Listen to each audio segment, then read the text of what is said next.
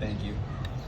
Yes, my name is David, and my relationship started with Mike and Judy back in 2012, where of course Mike did the same thing that anyone in their mid-60s after a bout of cancer would do, signed up for CrossFit. And I don't know if she'll admit it, but kind of took Judy kicking and screaming along with him.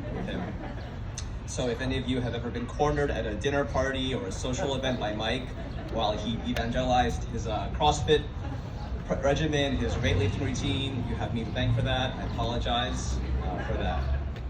I trained Mike and Judy 2 to 3 times a week for the better part of 10 years, and in that time I got to know them very well and got to love them very deeply. When you work with people's bodies, you see them at their most vulnerable and their most empowered. Despite Mike's medical history, Mike approached training with the vigor of a teenager. Every day he would show up with about 10 new questions, an article he printed out that he wanted to discuss. Never content to do what we had planned. It would always be, can we add 10 more pounds? Can we throw in one more lift? Judy and I had to talk him off many ledges, being a relaxed grasshopper. It's okay, one day at a time. But as many of you know, Mike really fell in love with the methodology, and I think it just gave him another sense of purpose on his already stacked many purposes in life. Just some notes on his CrossFit endeavor. He flew out to California to get a CrossFit Level 1 under the founder. He went through our in-house training program with the attempts of the hope of wanting to coach people. He flooded their house with weightlifting equipment. More barbells than anybody ever needs are sitting in Judy's Mike's house. And of course, in the true fashion of Mike, he would write poetry about his weight training.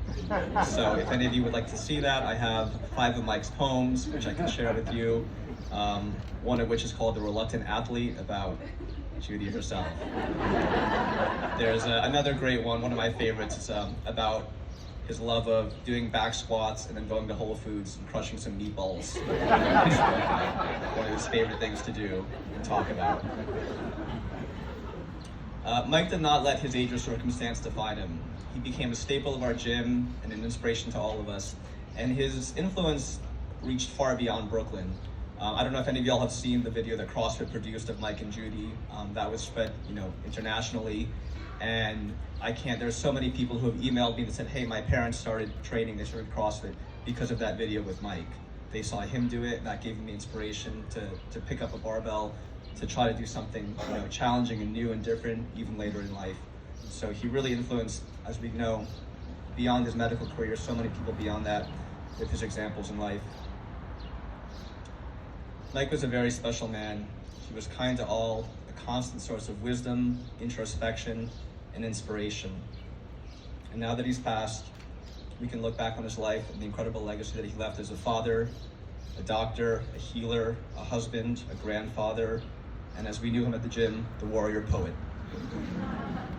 He taught us to not let our limitations define us and to spend every precious day we had on earth asking questions, learning, laughing, loving deeply. We will miss you, Dr. Mike. We love you.